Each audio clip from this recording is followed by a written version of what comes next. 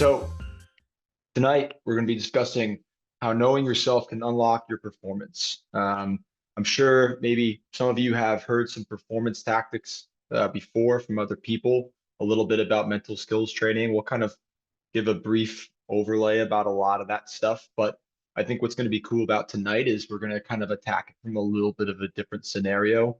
We're going to look into motivational orientation and understanding your why, your purpose behind why you are here and why you maybe want to put yourself out for an exam or a tryout or simply just put yourself out on the hill or anything else. A lot of these skills can be applied to, actually, they all can be applied to everything else you do in life. Most things that we do are some sort of form of a performance. So I encourage you guys all to think about, yeah, maybe your specific reason as to why you're here and why this presentation maybe caught your attention, but also to think a little bit about how things that we talk about and learn about tonight can be a great way to unlock other parts of your life as well. But I'll give a little bit of background, my qualifications, so you can at least know that the information you're getting is somewhat trusted tonight. I just finished a master's in science in sport and performance psychology, right? And sport and performance psychology is a field that sometimes people don't know too much about, but pretty much what it is for all intents and purposes is the study of human behavior within a performance setting. And performance settings, they are they are often involving stress of some sort of type, right? And that ranges all the way from first responders that I've worked with to Major League Baseball players that I've worked with, high school baseball players, and even when I teach on the Hill, right? When I'm working with people, with clients, I'm fortunate enough to be on the training staff at Okemo, and I work with other instructors, right? Those are all chances to be able to kind of bring my skills and my performance psychology tactics to work. And so that's kind of opened me up to a big range of people from all different walks of life, which has been a lot of fun for me. Yeah, I'm a level 3 for what it's worth as well. So I've got some ski knowledge, which is helpful. And I have a CS1 and an FS1, and I'm going to be going for a CS2 later this season that I'm really excited about because I love the children's specialist exams, and they're always a lot of fun. It's all about learning and um, a lot of fun to go to those. So anyway, let's hop into what performance psychology pretty much is. And I kind of began to touch on it a little bit there. Performance psychology, or performance settings, rather, I should say, involve a few different things, which is what we're going to begin to kind of look at, right? It's the study of human behavior within a performance setting. Well, what is a performance setting? Okay, performance settings often involve task-specific skills, right? Skills for whatever that given setting is. Since we're all in the snow sport industry, I think it'd be cool to kind of simulate and use that as an analogy a lot of times. So, right, a task-specific skill in skiing or snowboarding is being able to turn your equipment, right? Being able to manipulate your equipment. That's a really simple one for us. It also involves a desired outcome, which is a word that I'm sure many of us know and have heard many, many times. But the desired outcome is that we want to use our skills to be able to achieve something, right? All performance settings are going to have that. I could even tell you right now that I could make a performance setting out of having to write my name on a piece of paper. The skill is being able to write, and the desired outcome is being able to write my name, right? You can see how these skills and performance settings can be applied to everything that we do outside of even just sport, right? They're around us all the time, which is cool because it gives us a chance to actually practice a lot of these things, even when we're just cooking dinner or driving home from work or whatever that happens to be. And then a big one that we're going to be focusing on tonight is motivation, right? Purpose. Performance settings often involve this because you're in that performance setting because of something brought you there, right? Something intrinsic, something external, maybe. There's a reason why you decided to engage in whatever the performance setting happens to be. So these are all aspects of a performance setting. And then what performance psychology adds in is the idea of how human behavior interacts within this setting. And there's inherently always going to be some form of stress that comes in, right?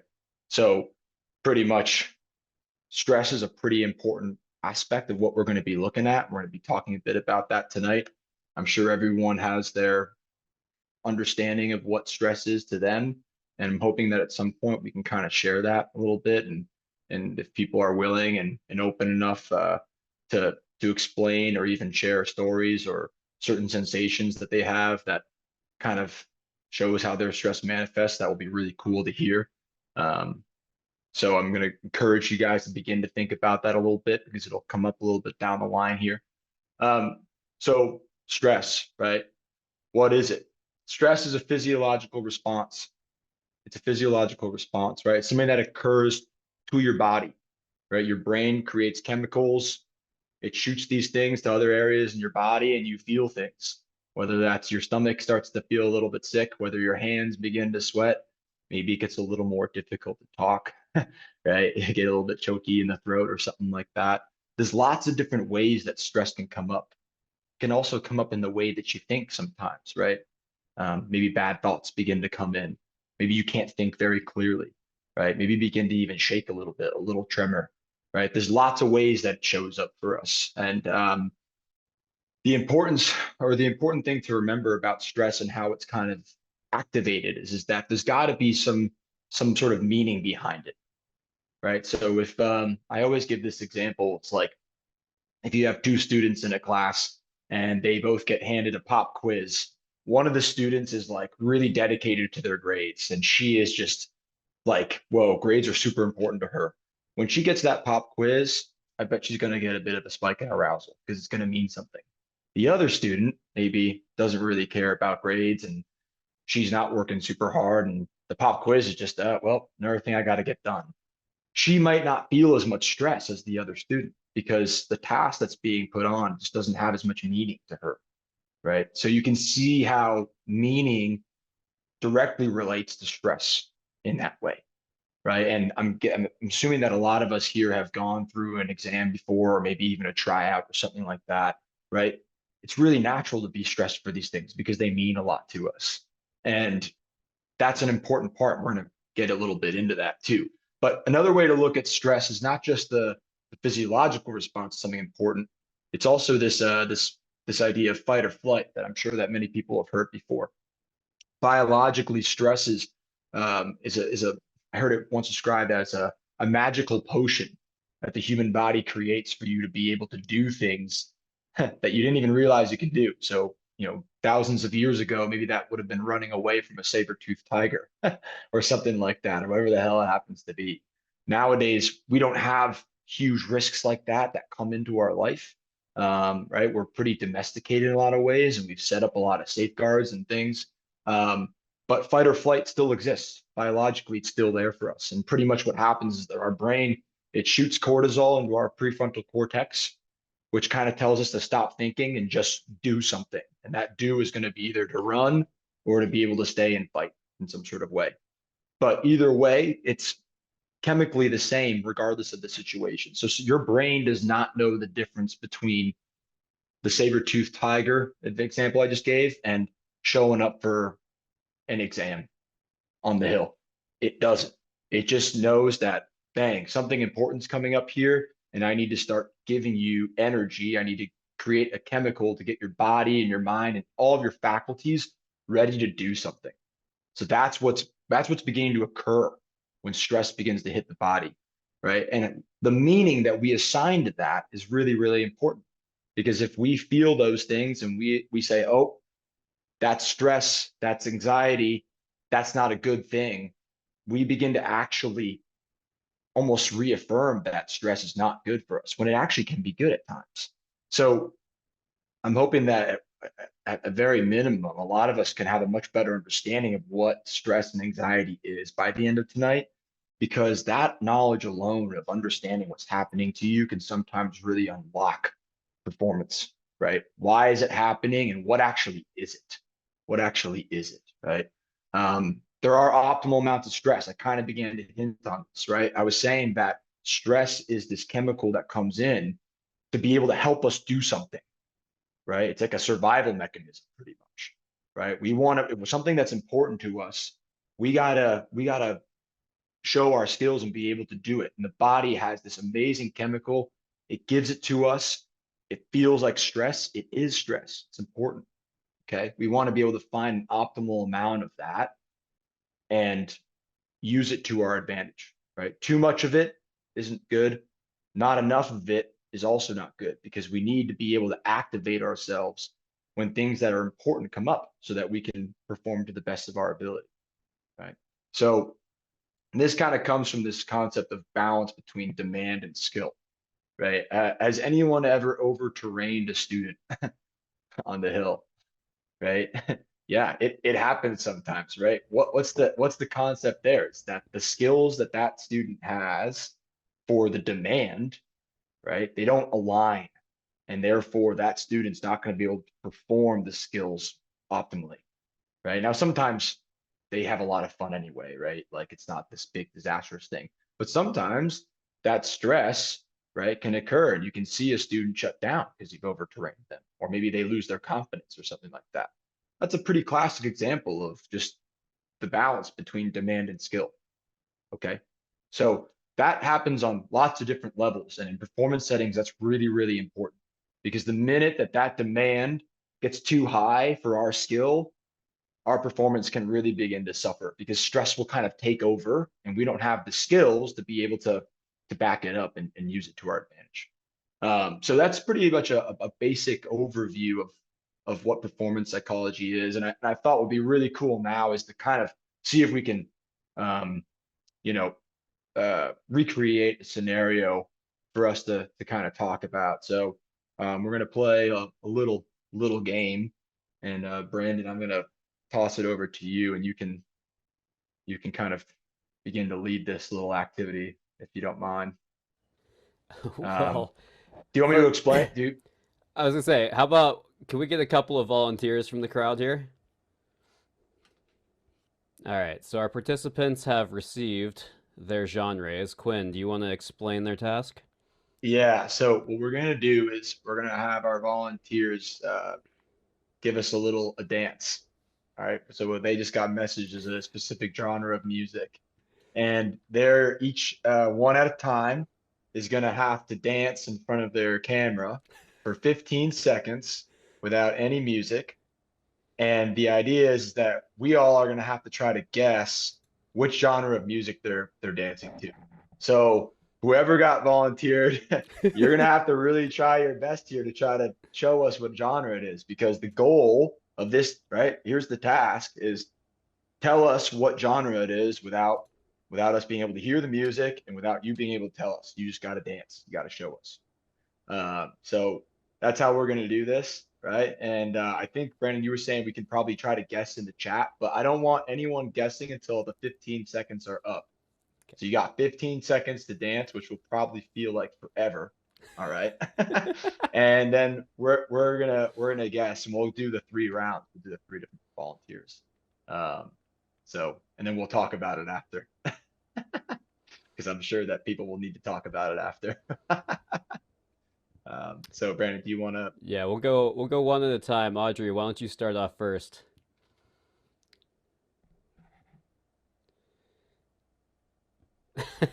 15 seconds. Your time is on.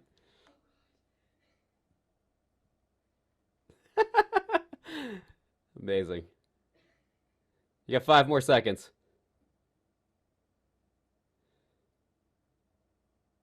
That's good. That's good. That's good.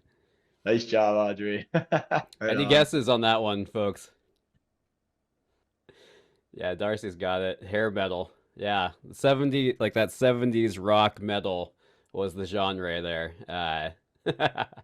Yep, yep. Definitely that's not polka. Yeah, probably not. All right.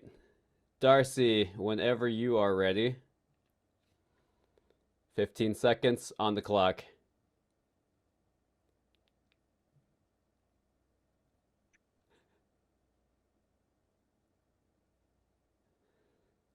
5 more seconds.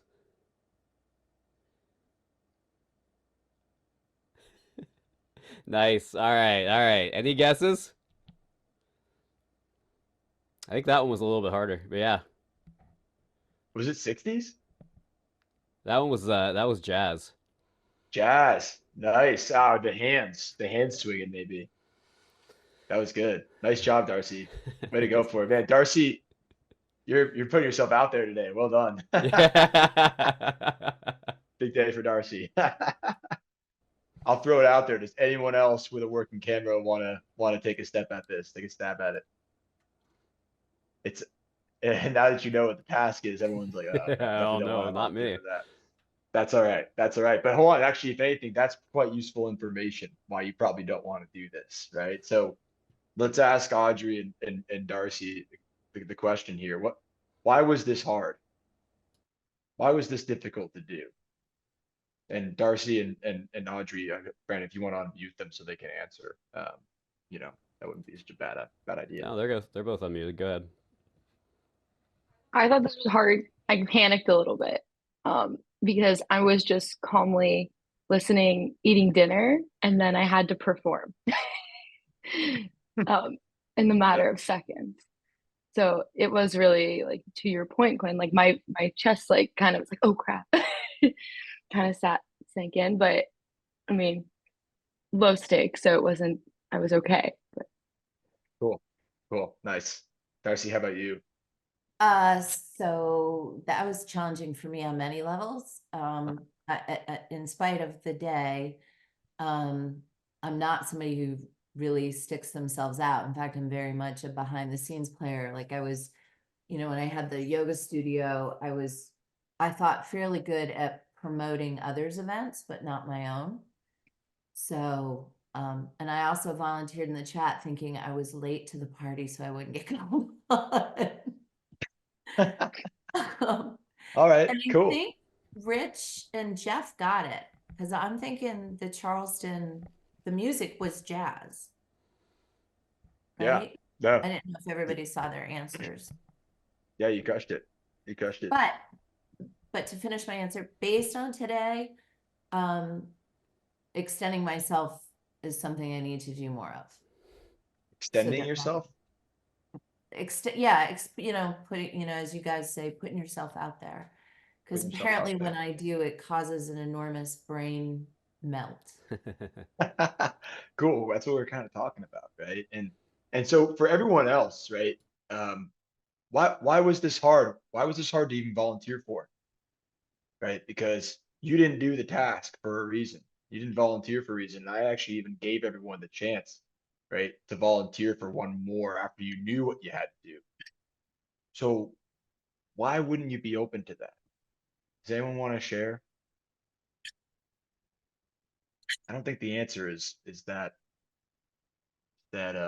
elusive, you know? Rich mentioned in the comments. Embarrassment. Yeah, Yeah, sure. it's Okay. hard. It's hard to put yourself out there. Yeah, it is. Well, I mean, let's look at it like this, right? Let's identify the aspects of performance in this task. What was the skill? What did we need to do this? Skill didn't match demand. I love that. So the skill is dancing, right? You got to be able to dance, right? The demand was that we be able to guess what you're dancing to. So like you had to dance well enough so that we could figure out at least what genre you're in, right? So there's some stakes there. And then of course there was the stress, right? Right. Audrey, you said it first. You were like, I had this all of a sudden this feeling in my chest and I was eating. I was like, oh my God, right?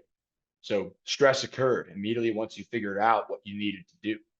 And then of course there was a purpose. There was a purpose behind this. And when I mean purpose, this is going to be a little bit more different, not in terms of why do we play the game, but what was your understanding behind doing this? What was going to be successful for you to do this or for not? And for a lot of the people that decided that they didn't want to volunteer at the end there, or just simply were looking on, we're like, oof, I wouldn't want to do this right now, right? Why is that?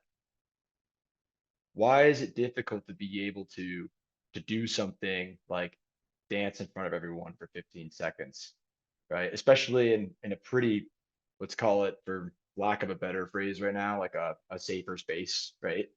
I think we're all ski instructors here. We're all pretty friendly people and inclusive people, not right. We're trying to always be non-judgmental and be selfless and help other people out. And yet, why don't we want to put ourselves out there? It's a question to consider, right?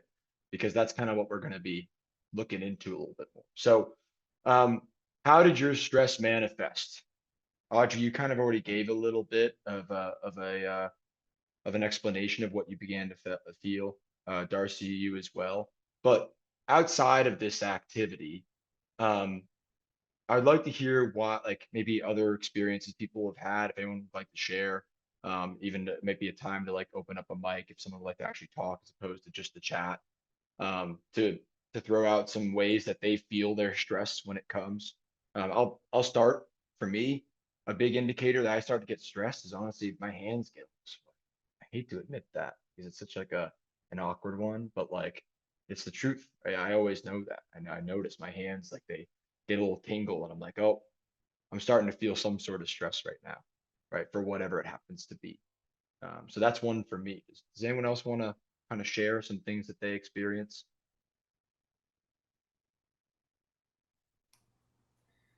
Hey Quinn, this is Rich. Yeah, Hey, my Rich. voice shakes. Voice shakes. Yeah, totally. Totally. That's a good one. Thanks for sharing, Rich. I know for me, I tend to fall in a lot of like self doubt and kind of like that negative, like mental talk inside my head. Uh, whether if it comes to dancing, it can be like, oh, I'm not a good dancer. Why, why would I put myself out in front of people like that? But also, you could say even like in a ski setting, right? Am I gonna? Can I do this? Right? Am Yeah. I actually good enough to do this? Am I good enough to, show what I need to meet the standard or to, be competitive at this tryout?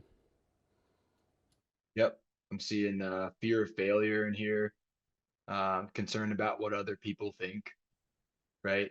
So the question was, how does your stress manifest, right? And we've talked about how stress is a physiological experience, right? So it happens physiologically, but it can manifest through how you feel, what you're thinking, and how you behave, right? Because at the end of the day, as human beings, we're relatively limited to how we can express ourselves. We can do in terms of the modes in which we're able to, right? So we can express in lots of ways, but at the end of the day, it's going to be somewhat through a thought, right? It's going to be a feeling we have, or it's going to be something that we do, right? Those are the ways that we kind of live life, right? Through behaviors, thoughts, and feelings, right? So like stress is going to manifest through one of those three things. So when you're thinking through this question, right, you can think about it in terms of, hey, like which mode of human experience am I experiencing most of my stress, right? Are they behavioral things? Or is it the self-talk? Is my mind go really negative? Are my thoughts going that way, right? Is it really just emotional, right? Do I get a sense of something coming on? These are all things to consider when you're asking yourself that question. And you want to ask yourself that question because you want to understand how your stress comes about, so that when it does begin to occur, right, you can have a better understanding of how to manage it and how to leverage it for your success. So I encourage people to kind of, like I said, think a little bit about their stress, how it happens, and then usually ask yourself questions like why and when and how. But we'll get to that. So we're going to explore this really cool theory called achievement goal theory. It's one of my favorite psychology theories, and I'm actually pretty stoked to be able to share with this group this theory because I think a lot of people haven't heard of it before. A and B, also it's a really different way to look at how you understand your purpose to why you're doing something and your motivation behind it. So achievement goal theory it's been around since the 80s. 1984 was the first paper published by blanking on his first name, but his last name is Nichols. And I can also provide any of these resources if anyone's interested for whatever it's worth. But achievement goal theory pretty much looks at someone's understanding of success to a goal, right? So how do you, when you're understanding what achievement of a goal is, what is your orientation to that? And it breaks up into two different orientations. The first one is ego orientation, right? Ego orientation is is a very comparative and outcome based orientation to things. Usually people really care about winning or losing, or whether or not they did something or didn't do something, how that defines them, right? It really leverages on certainties and identifications with the self, with the ego.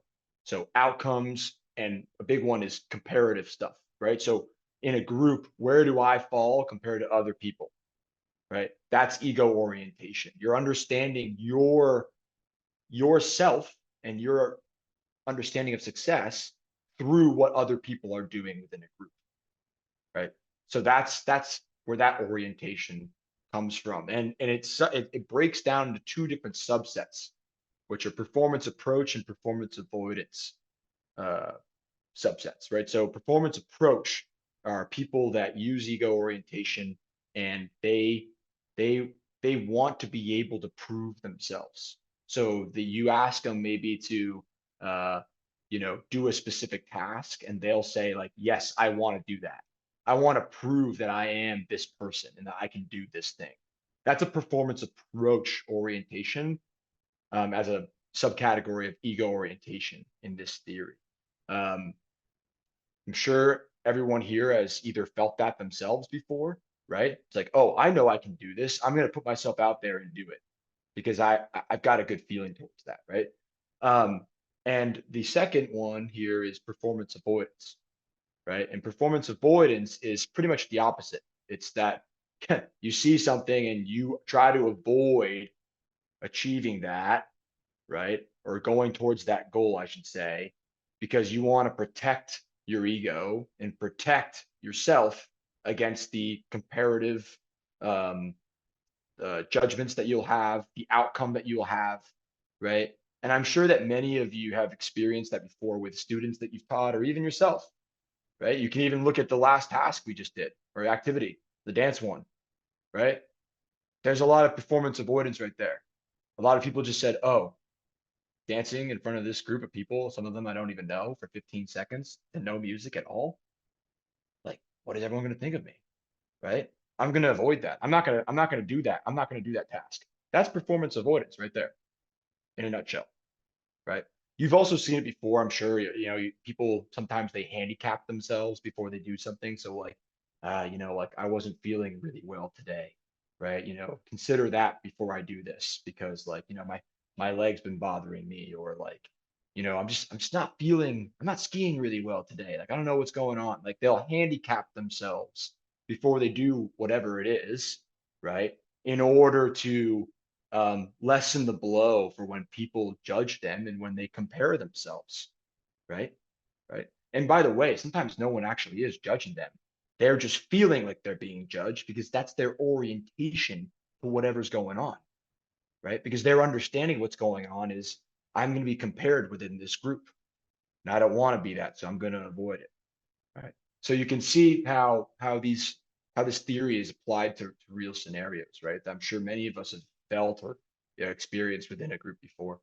The other subset, or the other side of this theory, is task orientation. So you got ego orientation that I've just explained a bit, and task orientation. And by the way, when I finish talking about task orientation here, I'll stop for a second and let some questions come in if anyone has any, because I know that this stuff is theoretical, and therefore sometimes it can be it's a little abstract, and therefore it's good to talk through it if anyone needs to check for understanding. So task orientation. Your understanding of success of a goal is really leveraged on effort and mastery of a skill. That is what task orientation is all about.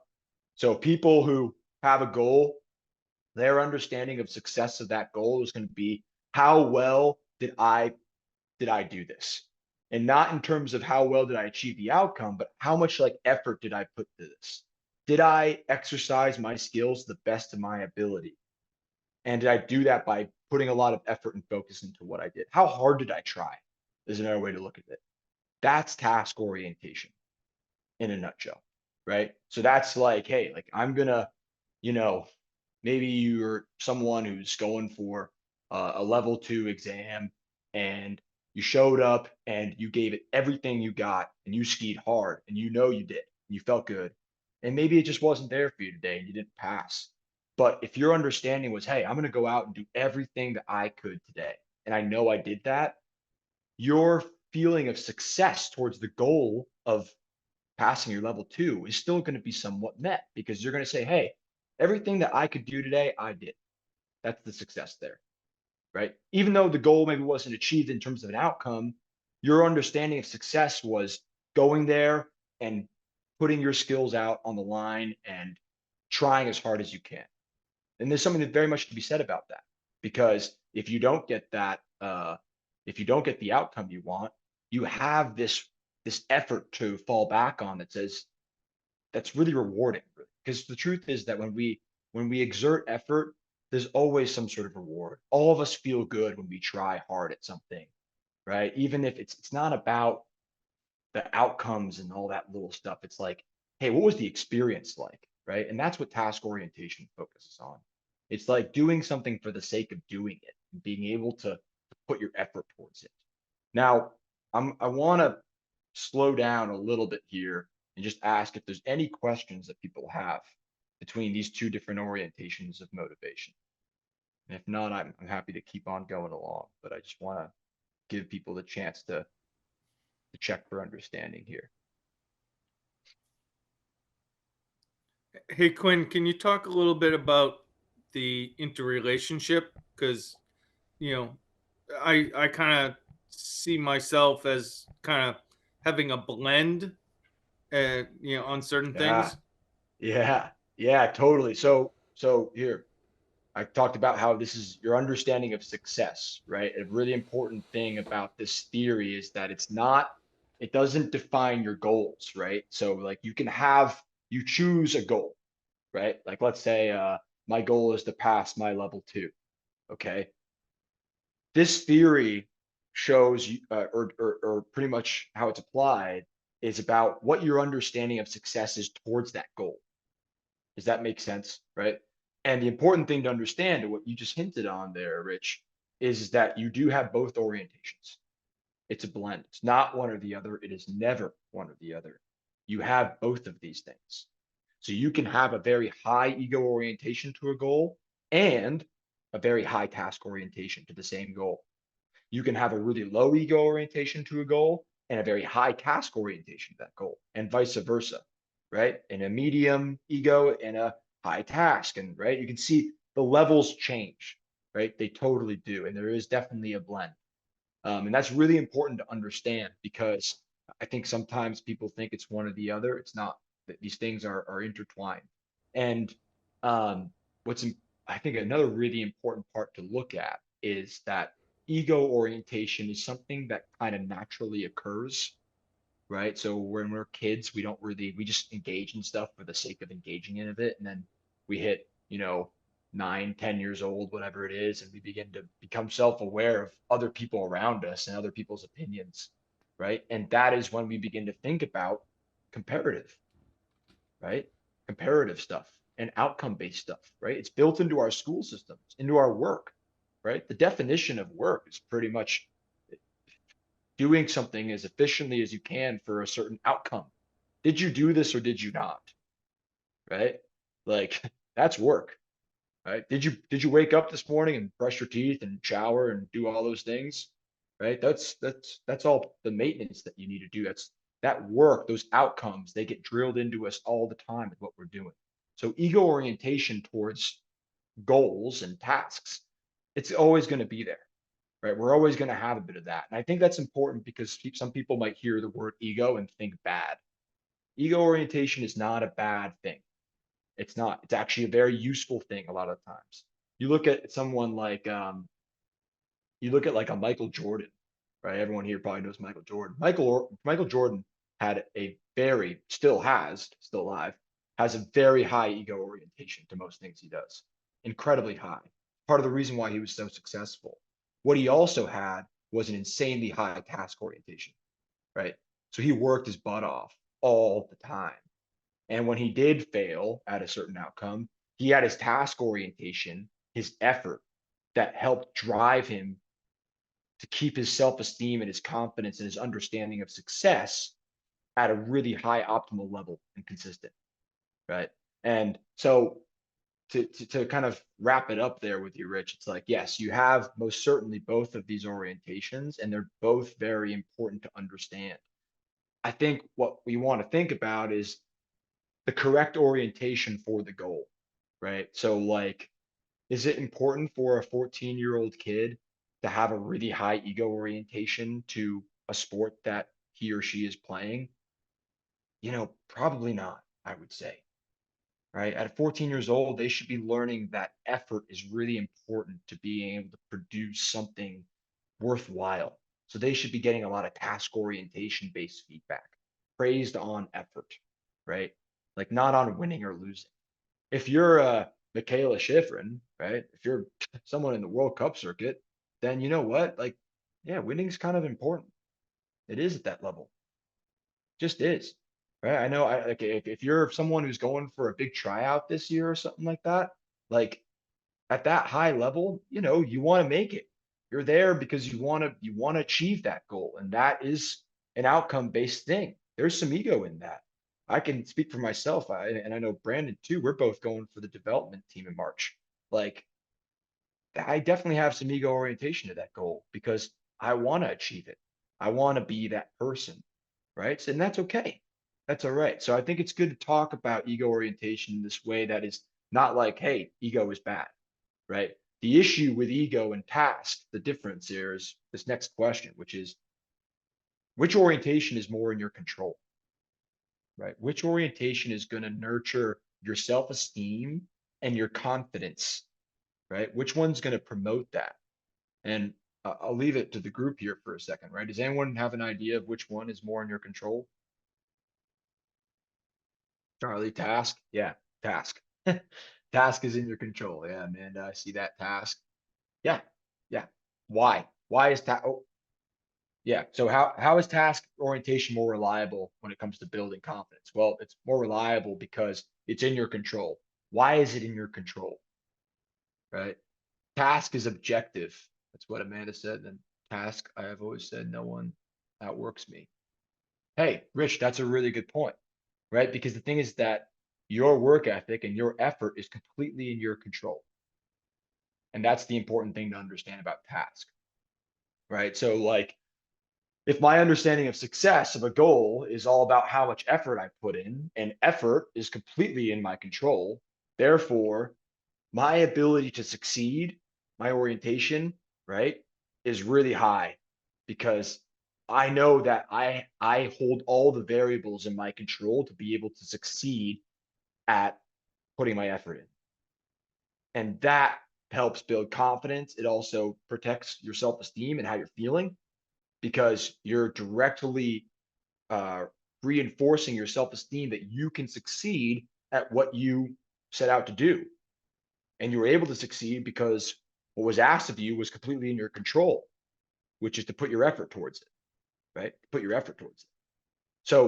So task orientation is really, really high and is in your control, I should say. Amanda, do you want to expand on what you meant by task is objective? I wanted to respond to that comment, but I think I just need a little bit more of an understanding there. Do you want to unmute yourself and potentially explain that one? Yeah, that's probably easier to just say it. Because success or failure at a task is like an objective thing. You either succeed at it or you fail at it, and you continue to attempt to build the task until you succeed at it. Whereas ego is more subjective. It's more about your perception of yourself in certain situations, your perception of how you're going to succeed or not succeed. So like, Yeah. like, so focusing on the task, I think for me at least, it really takes, I mean, and you know, I'm an anxious person, so I'm always in that avoidance state. But for Yeah. me, focusing on a simple task like removes that self-judgment piece. Yeah. So, That's you know, cool, Amanda. Let me just build on that a little bit. I think what's important to understand here is what she means objective, right? Is that we get immediate feedback if we're task oriented about how well we're doing within that performance setting, right? Because the feedback is objective, right? You either like you right, and that is really important in terms of accessing optimal performance. Has right. anyone ever heard of flow, the state of flow? Right, I see maybe a couple nods there. Yeah. Right, maybe It's you have maybe Krasinski or whatever. yep, Csikszentmihalyi, Csikszentmihalyi. Yeah. Yeah, I've got his book right down there. He's a big father of flow. Yep, and so one of the components to flow that he lists, right, to be able to access it is immediate feedback. Right, when you're in a structured environment, right, and by the way, performance settings, they're structured, right? You have skills to be able to complete a demand, a desired outcome, right? That's a structure right there for you to be able to put your focus and your effort towards something. And within that structure, you have feedback, and that feedback is objective, right? You can think about this in terms of your snowboard or your skis, right? That the snowboard and the skis, they're going to give you pretty objective feedback. Oh, my skis or my snowboard, it's chattering when I go down the hill. That's objective feedback right there. That tells me how well I'm exercising my skill and allows me to adjust my effort and my focus towards something. So, Amanda, I really appreciate you putting that comment in there, because you can see how it begins to play into why task orientation is a really useful thing to go at. And if you think about also from a movement analysis standpoint for us, right? What do we all look at first, or ideally want to look at first? I don't want to assume for everyone's process the same, but you want to look at what the ski and the snowboard are doing, right? Because that's a objective thing that we can look at and say, hey, you know, the ski or the snowboard here, it chattered a bit at the end of the turn. You're not making a judgmental comment to someone there. That's just an objective piece of feedback that you've got, right? So that's like a very good point that you brought up, Amanda. I love that. I see that the chat's kind of gone off here. I want to just scroll up a little bit. Charlie also has his hand up. Yeah, Charlie, what's up, man? So I wanted to ask you, Quinn, and kind of mention like task orientation and ego orientation, where they play off each other also, right? I imagine where like if you're with your task orientation, like I think of Michaela, where like she wants to do a task until she can't do it wrong, right? And how that's going to create a feeling and raise your ego orientation and affect your ego orientation within a group, where if you're practicing a task to a point where you feel so successful and so accomplished that you can't screw it up, that's going to change your ego orientation within the group and reduce stress on that level as well, right? Absolutely. Absolutely. Really good point, Charlie. And, you know, Michaela is an interesting one, right? Because there's a really good podcast with her called, the podcast is called School of Greatness. And she did it this past July. So it's pretty recent. And she talks about her mental journey pretty much throughout her whole career. It's about an hour long. I highly recommend if anyone's interested in that. And also just follows the women's circuit and stuff like that, and likes Michaela. It's a cool little podcast. But she talks about how she never thinks about winning a race when she's getting into the gate. She doesn't go. That's not where her mind goes. So she doesn't want to think about the success of the goal in terms of an ego orientation before she goes. She says, whenever I think about winning, I end up losing the race. Right? Instead, she thinks about task-oriented things that she's able to actually control. She thinks about hitting the gates. She thinks about skiing hard, right? Things that are related to her effort, right? And her understanding of success is how well did I ski that run? And when she does those things, well, she's more likely not going to be the fastest one of all those women a lot of the times, right? So the paradox there too is that when we actually focus more on task orientation, right, we can sometimes fulfill those ego orientation things that we inherently always have, right? You're going to have some ego orientation. It might be a very low ego orientation to the goal, but it's still going to be there. So to your point, Charlie, yes, they do play on each other, because sometimes the more you focus on those task-oriented things, it can relieve some of the anxiety or just like the insecurities we might have on the ego orientation stuff. Great point. Hey, Quinn, real quick. Appreciate There was Yeah. one comment in the chat. I don't want to hold you up too much, so you can move on here in a second. But there was one comment in the chat. Deb/Howard from Mount Snow said something about approach and avoidance seem under my control, and I believe they were referring to your bullet point under ego orientation. I think you started to address kind of ego orientation from the perspective of like Michaela, like, you know, her focus isn't on winning the race, which is ego, but maybe you can elaborate more on like how ego is or isn't under our control as much as task orientation. Right. So it's not, because at the end of the day, you have other factors that are outside of your control, right? So we can influence an outcome, right? Like Michaela can influence whether or not she's going to win, right? Because she can ski really hard. But at the other day, she's got the course. She can't control how other people are going to ski that day. She can't control the weather, right? There's other things that go into her performance that she cannot control. And she even, in that podcast, funny enough, she even mentions that. She's like, yeah, there's so many factors that go into skiing, right? I mean, we all know that, right? We're all skiers or riders here.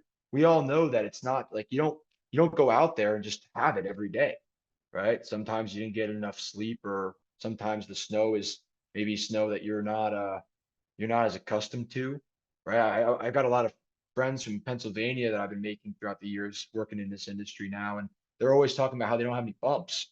So they have to come up and ski more bumps, right? It's like, well, that's not really in their control. They can't control the snow down in Pennsylvania. They can't get those things. So like outcomes and outcome goals are not directly in our control, right? Another example I would give is just like anyone who's going for a tryout, right? As opposed to an exam, you can ski to the best of your ability at a tryout, but there's no like exam like standards that you need to hit. It's just like, how did you do to the rest, and what did the coaches think in that setting? Like that's out of your control. It is. You can't do anything about it. So you can influence what they think, and you can influence where you're going to stand, right? You have a say in it, but it's not completely in your control. Does that answer that question? I mean, Deb/Howard could fill in the chat if they want, but I thought, yeah, Yeah. I think so. Yeah, for the most part. Also, I saw something here about flow state from Josh about easier to achieve when not under pressure. What I want to add to that is, yeah, you have to, flow state occurs when there is that balance between skill and demand is ideal. So actually, in order to get into a hyper focused and flow state, right, to be able to do that, we actually need some stress. We need to be able to feel activated and energized by the importance of the activity that we're about to do, right? And use that stress to our advantage. But too much of it, yeah, goes out the window, because we can't operate clearly anymore, because we're overcome with fight or flight at that point. So cool comment there from Josh. Thanks for throwing that one in there. The podcast, by the way, Rich, is School of Greatness. If you type in on YouTube, School of Greatness, Michaela Schifrin, it will come up. And maybe later on, I'll post the link in here.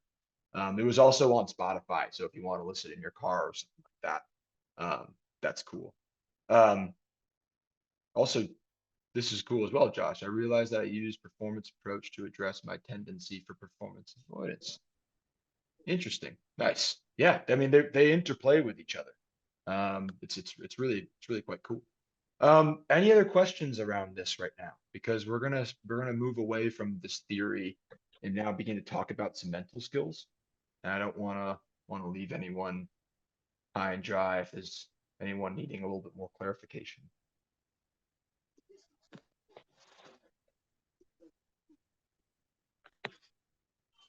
Cool. Great. So, achieving goal theory. Mental skills. mental skills, and I imagine, here's the thing about the mental skills.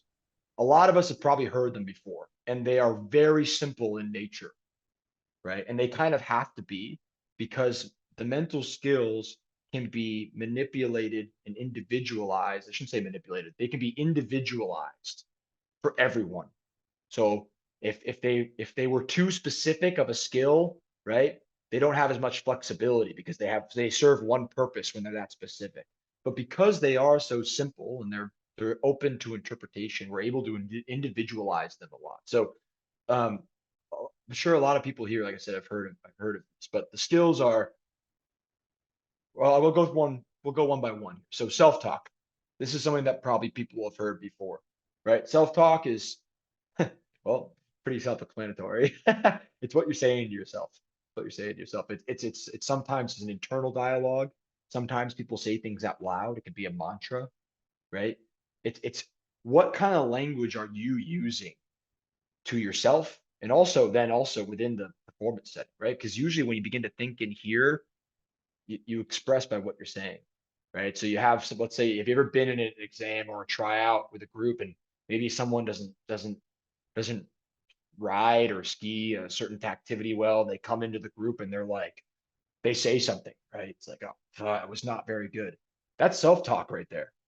That's self-talk showing up. Every time we talk and we think about it, maybe they don't even say it, right? Maybe they just say it, that they're internally, they're like, oh, I really, I really did not turn my legs very much in that skill, whatever it happened to be. And you can even see it too. Sometimes the behavior shows it, right? They communicate that way. But that's self-talk in a nutshell. And we have different forms of self-talk. There's motivational self-talk, right? Stuff like, let's go. I'm gonna go down the hill and I'm gonna ski this hard. That's like a motivational, right? You're getting yourself energized and pumped up. We have instructional self-talk, which is like, well, and giving yourself a cue perhaps to a skill. So um, like if I can't use a lot of snowboarding examples because I'm just not a snowboarder. So I apologize to all the snowboarders out there for my skiing. I'm leaning towards all my skiing stuff, but like, maybe for you're doing a wedge turn, and it's like, okay, I gotta really steer my outside foot, right? I'm thinking about steering my outside foot. That's instructional self-talk. You might tell yourself that before you go and do that activity, right? So there's lots of forms of self-talk. It's a really cool skill. And what I like about self-talk the most is that it's a very direct skill. So like you can immediately say something that can almost put a stop to maybe some stress coming in, right? And actually, here's a really cool study that came out recently. They were looking at two groups of people that had to do the same task, and it was a stressful task. And the first group went out, or both groups went out and did the task, okay? And then they had them do it again, but they told one of the groups to tell themselves that they're really excited before they did the task. And as you can imagine, when the groups did the activity again, the group that said they were excited to do it performed a lot better, because what they found is they actually stopped shooting cortisol in their brain to slow down their stress, because they changed the narrative of what was going on. Instead of being stressed about the activity they were doing, they were now excited to do it. And that was simply by just telling themselves that.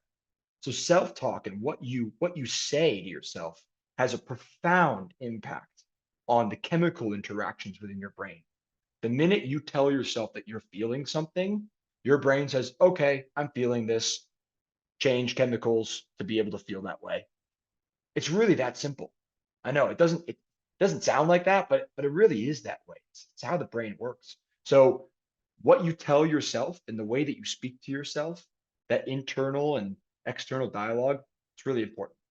It's really important. Cool. Imagery. This is like a very, very big mental skill, because a lot of us do it. We don't even realize we do it all the time. But imagery is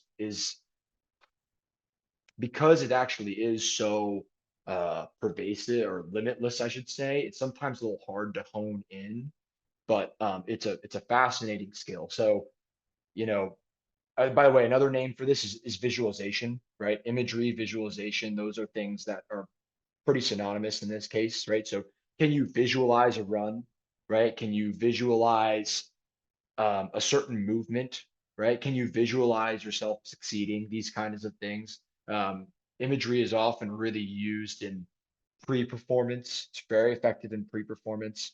It's not something that we often use like in the middle of a performance, right? Because it takes a lot of effort and focus away from the actual external environment, and we become much more internal when we visualize. So it's a really good skill to use before you're about to do something, right?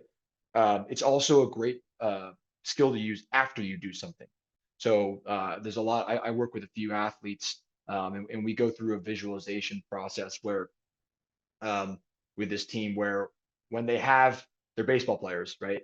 And when they have bad swings, what they do is they visualize a correction of that swing.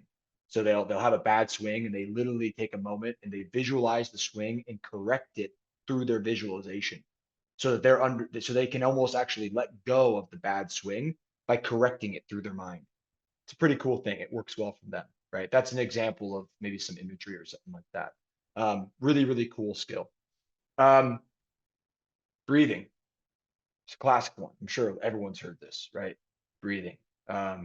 Breathe in, breathe out. Breathing is it means something to everyone, and I'm sure everyone's heard the whole parasympathetic and sympathetic nervous system thing, right? Breathing in, it excites the body, right? We're getting a ton of energy when we do that, and breathing out relaxes the body a little bit.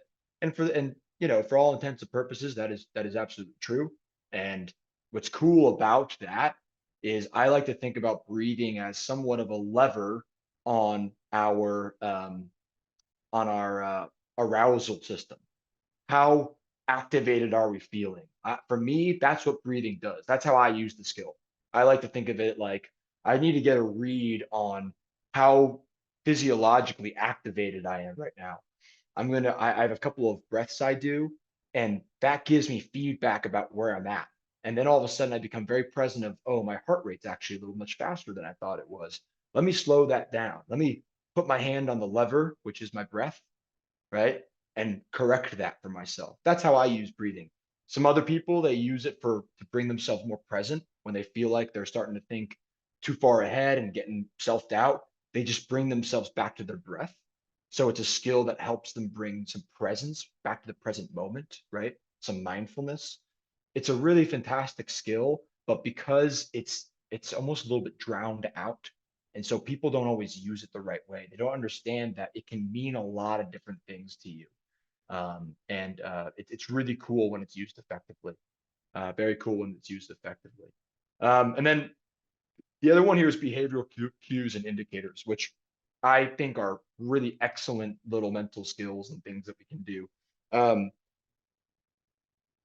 I'll give you a classic one. Have you ever seen like a racer at the top of a gate and they like clap their poles before they go? That's a behavioral skill right there to zone in. Maybe they want to like they're getting pumped up and they hit their poles together. That's what they do, right? That's what they do to be able to get into the zone.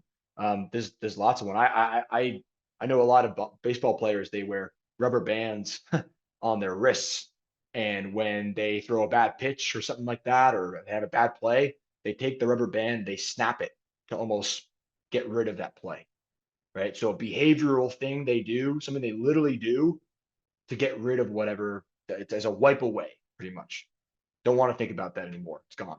Can't think about that anymore. So behavioral cues are really cool because they can become super individualized. Everyone's got their own. I'll give you an example of mine.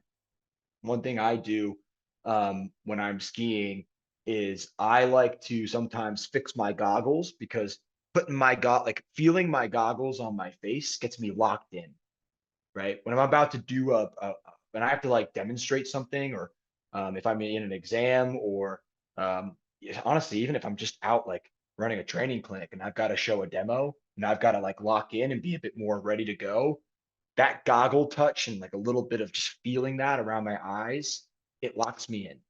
So it's got a purpose, it's got a meaning. That behavioral cue, it brings me to an optimal zone of performance. It allows me to focus the way that I want to. It works for me, right? Everyone's got their things, right? I mean, any baseball fans here know Mark Garcia Parra used to like do like 1,000 unwraps and wraps with his baseball gloves. You know, there's all these little things. I mean, I'm sure you watch golfers, for an example, every golfer's got their own behavioral step up to their shot. They might be like similar to some. I know Charlie, you're a golfer. You could probably speak to that a little bit, right? It's like you got your things that, yeah, go for it, Charlie. Yeah, Quinn, like for those of the that don't know me, I do have a competitive golf background. I played in college, and speaking of the behavioral cues, one of the things that our coach was big on was actually there's something called the pre-shot routine in golf, and it sort of involves like lining up, maybe taking a practice swing, visualizing the shot. So we go through a lot of these. There's also a breath, and so we use many of these skills like before we hit our golf shot. And our coach was big on actually timing us. So we used to practice our pre-shot routine, and it would begin with something that we called a trigger. So it might be tipping a hat or tugging on your golf club, a glove, or like using the Velcro to like reset. And that's sort of the start. And it came down to like how many steps you take towards the ball, how many waggles you take, how many times you look at the target. And the coach would time us, and we had to have the exact same time in our pre-shot routine every time we practiced. And because based on that under stress, so that we would not speed up and we could go through that self-talk, the imagery, the breathing, and all the behavioral cues every single time we hit a golf ball. So under stress, our performance didn't change. Yeah, that's really cool. Charlie, thank you so much for sharing that. That's fantastic. Yeah. So, and I think what's really important to understand here is that these skills, right? There's a common thread about how I've explained them all, right? In terms of being individualized. They have to mean something to you, right? They have to mean something to you. So if you just go out there and you're like, okay, breathing's a mental skill. I know it's supposed to do this. I'm going to do it. It's probably not going to do a whole lot for you. Really, right? It's probably not. Josh, appreciate that. It's having my pole straps in position and a good grip. Hell yeah, man. I honestly, I'm a pinky guy with my poles. I ski better when my pinkies are gripping my poles. I do. It's a lock-in thing. I'll notice it. Like all of a sudden, I'll just grip my poles a little closer there, and it locks me in more, gets me more like, okay, now I'm here. Now I'm in the driver's seat, right? It just enhances my focus, right? Those little individual things. It's really, really important. And I hope that all of you are starting to see that these skills are all about what they mean to you. And they're only effective if they mean something to you. That's why there's no right or wrong answer. They're going to be different. Everyone's going to use them differently. Everyone's going to have their own little performance cues that they do that are really unique to them. And they might even be a kind of weird, right? They might be, but that's all right. If it gets you into a good performance place, then who cares? It serves a purpose, and you know it does. And guess what? When it does serve a purpose and you know it does, you get confidence from it. Because hey, I know I have this skill in my back pocket that means something to me. And therefore I can use it and it will be effective because it means something to me. So that's really, really important. And I hope that you guys can start to see why we're talking about motivational orientation and now the mental skills, right? There's going to be some bridging going on here. Brandon, did you want to share something about how you kind of get into a routine or like a little bit of performance state? Do you have a little anecdote? I mean, I have a few. I also play with my goggles a lot, and what's funny is if any of my usual clinic attendees who are on here tonight, now that I point that out, I tend to put up and put down my goggles a million times because I'm battling between putting my goggles down as a fixation thing, but also like, hey, I'm talking to the group, I need to have my goggles up. But but the other one is really like, just the background here for those who don't know me. I've been through a few tryouts at this point, and some have gone better than others. But one of the big changes as far as like mental skills go that's changed for me between my less successful tryouts and some of my more successful ones has been just kind of like my mental approach as I'm about to start, say, the task that we're being asked to do or whatever. And in the past, my fixation has been on, I need to nail this run. I need to impress the I need to impress the selectors, blah, blah, blah, blah.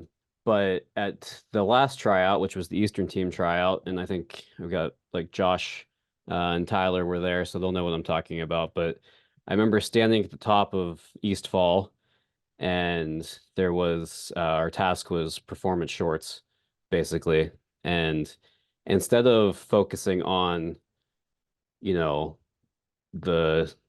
making an impression upon the selectors, making sure like I do these beautiful short turns, it was my focus was more so on what do I need to do to set myself up for success on this run. And my focus really came down to what do I really want to nail on these first 2 turns with my body movements. And for me, that was a lot of pressure management, shortening of the downhill leg, and transferring pressure to that new the leg that becomes the new outside ski earlier, and just getting more of a smooth flow out of my first 2 turns to set me up for success for the rest of the run. And that kind of shift from worrying so much about what my peers and the selectors and all of that thought, and more on kind of my internal sensations and internal body movements of what do I really want to start with to really nail this, or to get these first 2 turns going, really also kind of helps shift some anxiety away from the performance aspect and more on the or the performance to others aspect, and more to what I'm going to do to the task. The task. Right, the task. Wait, what do I have to do right now? And there's some instructional self-talk and right imagery going on there for you, Brandon, right? You're talking about like certain movements, right? And that's what you bring your effort and your focus to.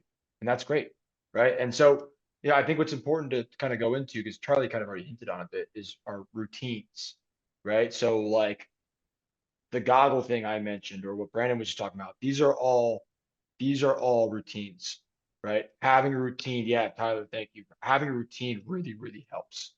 And these routines are usually built, an ideal routine is built out of these skills: behavioral, breathing, imagery, self-talk, right? And by the way, it doesn't have to have all of them. That's not what I'm saying. It's just like a routine is using these skills, and the routine is repeatable and meaningful to you. And when I mean repeatable, I mean it's in your control, right? A routine is no good if it's not repeatable. If it's not in your control, it's definitely not good, because you can't use it, right? You can't use it. It's got to mean something for you. It's got to mean something for you, and it's got to be completely within your control, right? So that you can repeat it and use it whenever you want, right? It's a tool, right? You want to be able to reach in and pull that tool out whenever you want. So really important that we think about creating routines that are directly within our control. And the cool thing about these mental skills, all of these things are in your control, right? I'm hoping that all of you can breathe. All right, everyone here can speak, has an internal dialogue, right?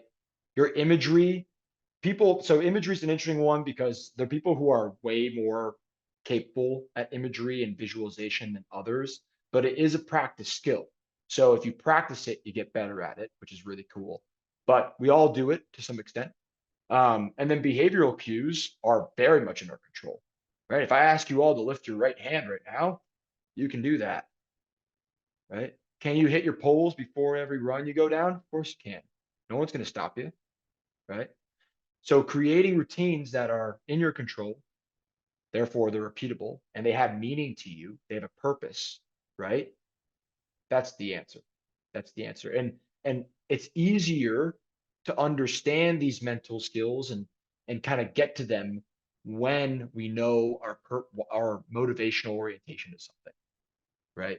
Because if our orientation is very task oriented, then the routines and the things that we're trying to drive our effort towards all go to the task, right? So these routines and like the behavioral cues, the self-talk, the imagery, the breathing, all that stuff we do, it focuses on the task, on the effort that we have to give, right? If our orientation is there. If our orientation is more comparative, right? If it's or ego oriented and therefore comparative and outcome based, those skills, those things are gonna focus on on that orientation, right? So you can begin to see the connection here.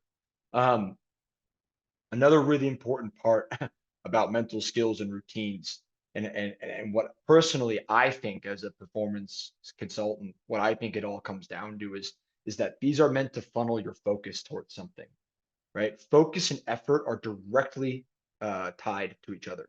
So you can only give your effort if you're focusing on something, right? So like a really good example of this is I think a lot of people, they focus on a lot of different things and therefore your effort gets mixed and matched. So if you were able to give 100% of your effort, but you're focusing on 3 things, right?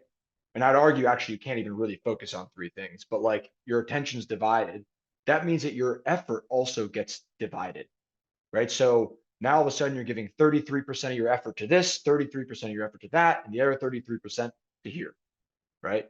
And that one other percent is off doing something, who knows? And the issue with that is that it can often look like you're not actually trying, right? Because someone might observe you and say, oh, like what I'm looking at here, they're not really giving a lot of effort to, but maybe your effort is actually just divided because your focus isn't right. You got to be able to focus to one thing. Bring your focus to one area because that allows you to channel your effort to one thing, right? And so when you build a routine that's repeatable, in your control, and allows you and connects with you, is really meaningful to you, right? And it funnels your focus and your effort towards something that's very relevant to what you're about to do, you give yourself a much better chance to perform. That's really simple, hard to do, right? Simple doesn't mean easy. Simple just means simple, right? So that's kind of the skinny on mental skills. Oh, and then here, the last thing I'll say is that a lot of routines, they do sometimes also focus on arousal regulation, because your ability to focus and drive your effort is going to be dictated, or is going to be predicated, I should say, on how stressed you are. Right? Because you need an optimal amount of stress to be able to feel activated and feel focused, but too much stress and you can't focus. So a lot of these routines, sometimes they center around arousal regulation. How am I feeling right now, so that I can get a sense of that and then grab my focus and bring it towards what I want to do. Are there any, oh, and then the last point I had, I've drilled into the ground, so I'm not going to say it again, but performance routines must be meaningful. I've said that a lot of times. I'll leave it at that. I'm gonna check up with the chat here. Looks like there's been a couple of, okay, cool, sweet. Are there any questions on any of this stuff? Because I know it's a lot, right? I know it's a lot of stuff, and we're covering some cool things here. Does anyone have anything to add, or a question, some sort of clarification?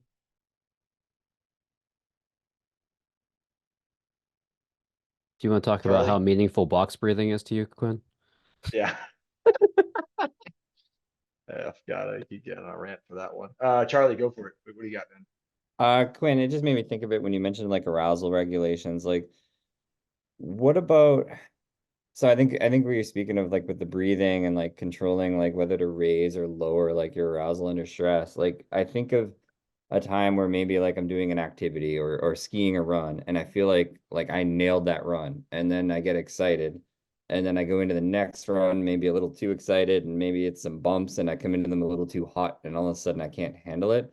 So it sounds like what you're talking about is kind of like regulating yourself to bring yourself up when you need to and bring yourself down when you need to so you can maintain like a consistent performance. Is that right? Yes. Yep, that's right. And by the way, I think what's important about that is understanding that your arousal is going to constantly be changing. It's going to be constantly changing. It's not like you set it at the beginning of the day and then you go out for that tryout or for that exam and it stays there, right? You're going to have to constantly be making adjustments.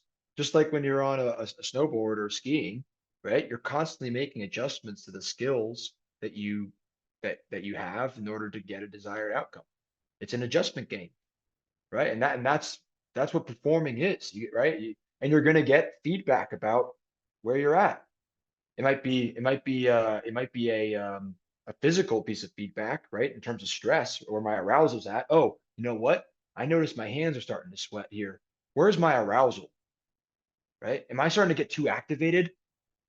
I have a routine for that, right? When I ask that myself that question, hey, like, where is my arousal right now? I have a specific routine that I go through because I can sometimes get those feedback systems. And by the way, Charlie, I've had the same thing. You ever ski or run really well and you're like, holy shit, that was awesome, right? And you're pumped, but then therefore you're pumped, right? And then you go into the next activity or whatever it is, and like it's a little too pumped, you know? So absolutely, really good point to understand that it changes, right? It changes. So good point. Yeah, Quinn, Um, and I think even like even for like everyone to understand this, even doesn't have to be a tryout or an assessment. I've even done it in a lesson where yeah, like you have this great moment in this lesson where everything clicks and it's firing, and then all of a sudden you just start going 100 miles an hour after that, and you're like, you recognize like I'm going way too far, talking too much, going too far down the road because you're taking the excitement from your students and bringing it back into the lesson, and maybe it's too much. I've had that listen, happen. I've had that happen tonight during this presentation. This is a really exciting topic to me, and I love talking about it. But I got to stop myself sometimes from being like, oh, I'm talking too long here. Like I'm just getting really excited. And I want to tell everyone everything, and it's like, whoa, I gotta slow down because right now, like right, it's 8:27. This has gone a little bit over where we're supposed to be, you know. So like I right, it's a really good point you bring up there, Charlie. So last thing that I had for us for tonight was something that we can all walk away with, because this is all cool to hear and to talk about it, but I kind of wanted to give everyone something that they can kind of grasp. So this last thing we're going to do, and Darcy, I see your message, by the way, and what I would, in terms of accessing bibliography or reading list recommendations, is I would message me. I'm going to put my email in here, and if anyone in this wants to email me after with specific questions or resources, I highly encourage you to do that. I think because I don't have like a sheet next to me right now. It's like, here, take this. So let me know what you were interested in, then I'll provide a resource for it, because I've got a lot of that stuff. So I'll put my email in here at some point, or maybe even Brandon can type it in right now or something like that. Everyone in this chat is welcome to email me and reach out after if they have any questions. So we're going to build a little mental toolkit for ourselves. And it's going to start, if everyone can get like a piece of paper or your phone or whatever it is, you can to be able to write something down or type something up. I'd like everyone to identify a goal that they have for this season. It can be ski related or snowboard related, but it also could be, you know, just life related if you wanted to. Yeah, throw in or you don't have to share with the group right now, right? But I'm just saying, like, put down a goal for yourself. And when you have that goal, more likely than not, that goal is probably going to be an outcome goal, right? It's going to be something like pass my level 2, right? Uh, you know, make national team. Um, you know, let's see, work 30 days this season, right? You know, ski into April or something like that. It's going to be something that's outcome based, more likely than not. And when you have that goal, what I'd like you to do is create 2 orientations of success for that goal, right? Create a task orientation of success and an ego orientation of success. Now, your ego orientation is probably going to be pretty similar to just what the goal is, right? So if your goal is like, I want to pass a level 2, the ego orientation, your understanding of success is becoming a level 2. I'll be a level 2 skier. That's my ego orientation. That's my understanding of success for that, right? So like the ego orientation will probably be pretty similar to just what the goal is. And that makes sense, right? Because ego orientation is understanding your success through the outcome. And since we're probably dealing with outcome goals here, right? That makes a lot of sense. Right. And then of course, task orientation, right? So how do I understand that goal? How do I understand success of that goal through my effort? Right?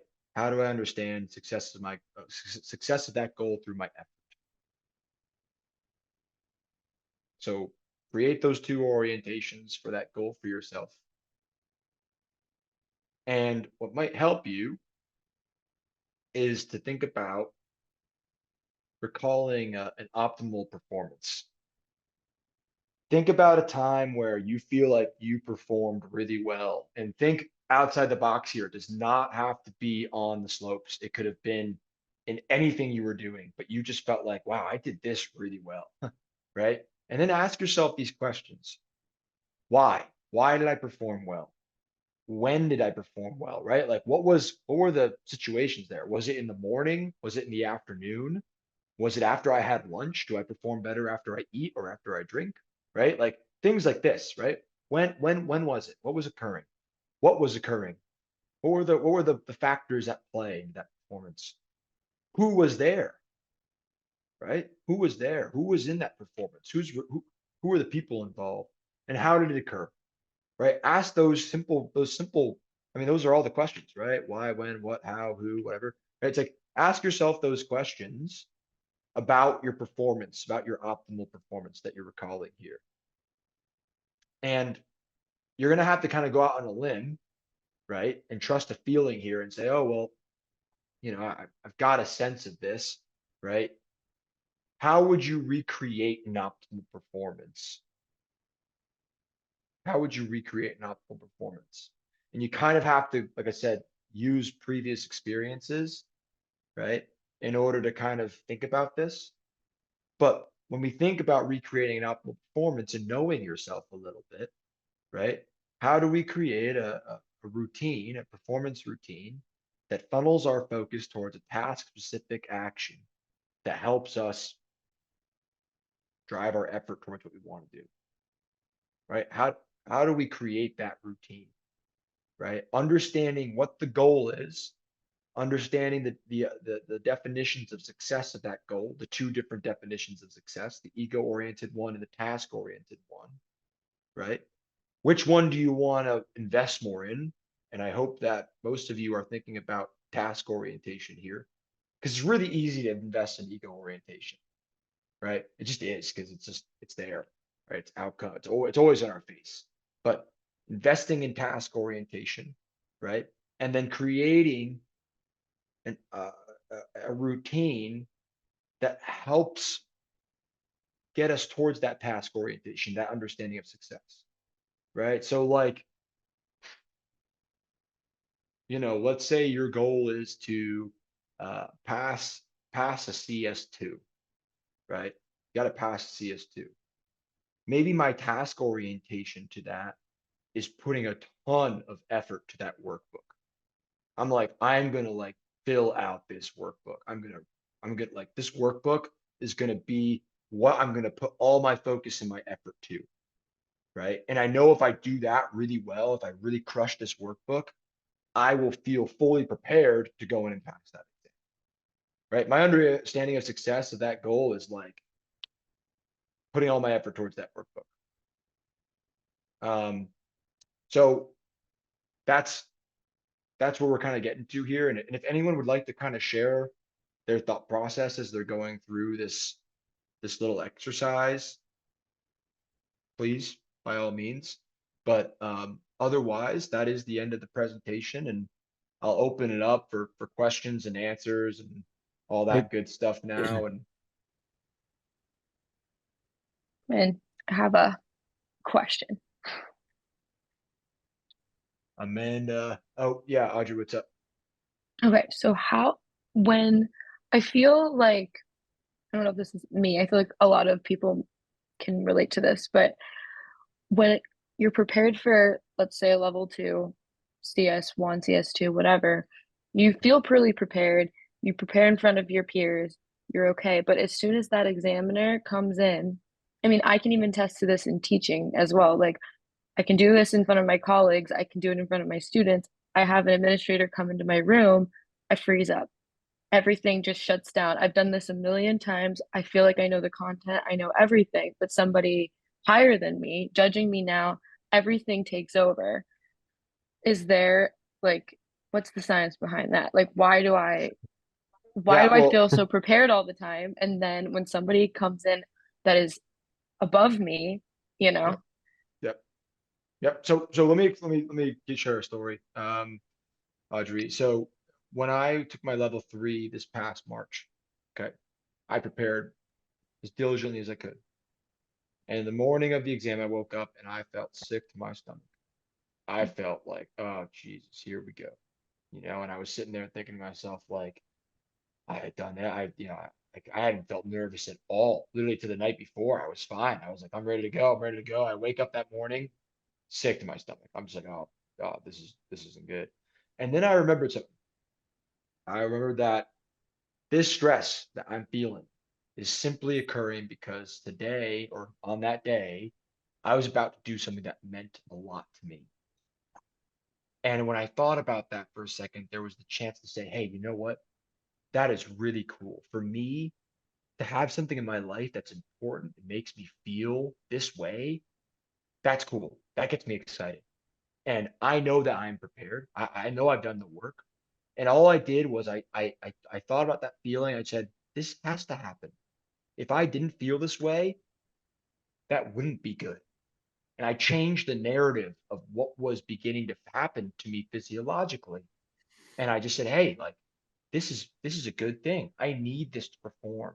And that thought alone completely changed my nerves. All of a sudden, I just felt ready. I just felt activated. And I still felt like something going on in my stomach, and I still felt those things, but it was all good stuff for me. And it calmed down a little bit, and I just took it into the exam. Sounds really easy to do. It's not, right? It's a Yeah. simple thing there. It doesn't always just work that way. And you know what, too? Like you have to be prepared, right? Josh is throwing in like, some visualization here. A really good thing to do as well as often is like visualize yourself going, like try to recreate that moment for yourself through visualization, Audrey, before you do it and see if you can like recreate the feelings that you get. And then you're in that situation, you can try mental skills and little things to try to mediate them and change them for yourselves. Also, one thing I would consider too is knowing why you're going to that exam, right? That's the motivational orientation here, right? Because like if your understanding of success and what you're really valuing here is whether or not you pass or not, then maybe that trigger of the examiner coming in is the symbol of that. It's like that's the person that's going to pass me or not. That's a big trigger of all my stress because that's where I've invested all of my time and my value is in this orientation. But if you build a lot of your orientation and invest your time in effort, right? Then you stop to kind of think of, you're not thinking so much now about what that examiner is. You're focused on your performance, your effort, what you can do, right? Which is why I kind of tackled this presentation from that viewpoint, from that theory. Yeah. I wanna just also answer Amanda brought Yes. up Carol Dweck and growth mindset. Very, very tied to all of this. And the only reason I didn't talk about growth mindset today, Amanda, for what it's worth, and for everyone else here, is because we just don't have a lot of time, right? Like this was supposed to be an hour and we're here for an hour 40 already, right? So like I could have talked about a lot of other stuff, right? Tonight. I had to keep it somewhat specific. Happy to always talk about growth mindset with anyone here and for what it's worth and Carol Dweck's work because she is an absolute beast in the field of psychology and she's really done a lot of cool stuff and her theory of growth mindset versus fixed mindset is huge. It's huge and it's very, very rooted in effort for sure. So happy to talk about that more. It's very tied to task orientation. God forbid So we have to have a part 2 to this conversation.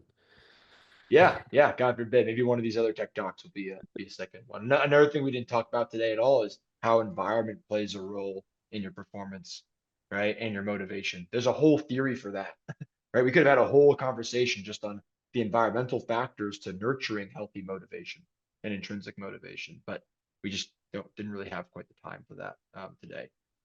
So yeah, any other questions here?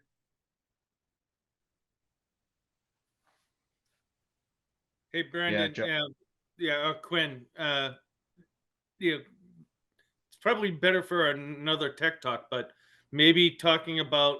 Can you maybe talk for a second about how to bounce back when you're not successful, right? And yeah, it's about task orientation, being satisfied, and defining success, but there's always that ego side, right? Where Yep. you don't pass, you know, Yep.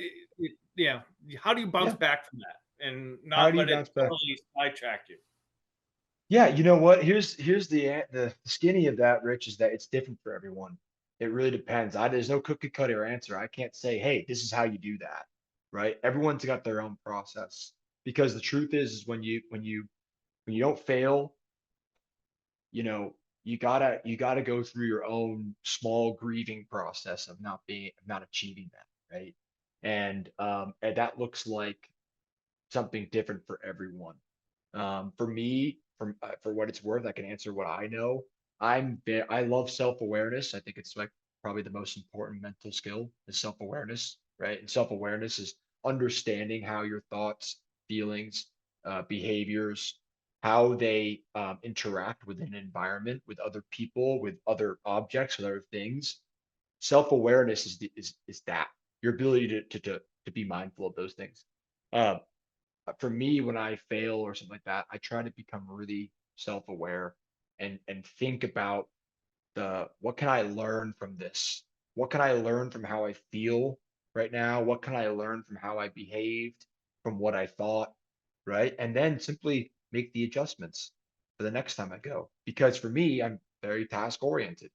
So for me, it's about the effort towards doing this. And I can direct my effort by taking the parts of why I failed and working on them and improving on them. And that excites me because I love it when I get something that I can work on, right? Good example of this, Pro Jam. I was skiing, really struggled with my one ski skiing, really struggled with it. And at the end of it, I was stoked that I walked out of that event with something to work on. I was like, hell yeah, I failed at this. I got something that I can drive a lot of my effort towards to this season. And that's great. And I love that. So that's how I do it, right? That's my process. Everyone's got their own thing. But I think in a very simple form, there's got to be a process to what you do after you fail, right? So if you fail at something, you don't quite measure up to it. It's like, do I have something in place that allows me to move on, right? Because if I don't have something specific that I do that allows me to move on, it's very difficult to bounce back. Does that answer your question? Yeah, thanks, buddy. Like I said, I still think that's worth a lot more exploration. Yep, I agree. Yeah, you could do a whole webinar on that. Do a Yeah, whole webinar on that. because Likewise with the injury especially thing. with our students and how it applies to them, they're failing more often than not in many cases. Yeah. Well, if they're failing more often than not in terms if their understanding of success is in outcomes, right? But if we as coaches and as teachers build success around effort, right? Then we can increase the success rate of our students, right? Because them succeeding in our lesson is all about how hard they try. And if I can get them, if I can create an environment for them to learn, to try, and that's what learning is, it's trying stuff, putting your effort towards it, right? If I can do that, then I'd actually argue that I'm setting them up to continue to succeed constantly. So Yeah, think about it like that that's as cool well. shit. Yeah. Yeah. Cool. Well, all right, gang. Sorry, my Cool.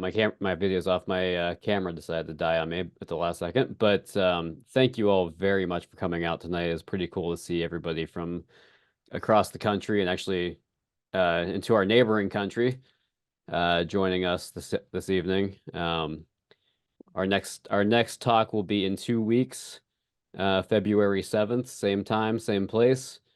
And it was super cool to see some folks like Josh come out and whatnot. So yeah, Sweet. thank you everybody. See you in 2 weeks.